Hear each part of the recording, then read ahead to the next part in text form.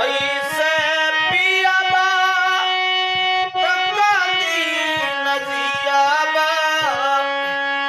बहुत खराब हो सरबराज जी अपन जवानी हमर जवानी कदम लगल खराब राजा जी हमर जवानी अपन जवानी कदम लगल खराब राजा जी हो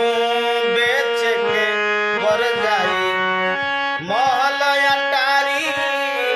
बन जइब भूखड़ा भिखारी बेच के पर जाई महल अटारी बन जइब भूखड़ा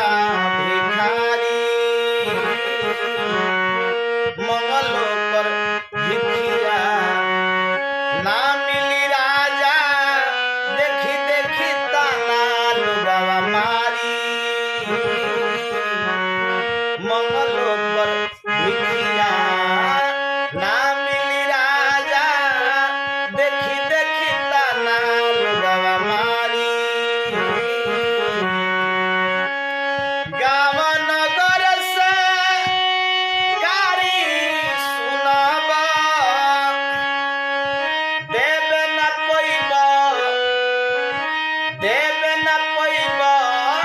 जवाब राजा जी अपन जवानी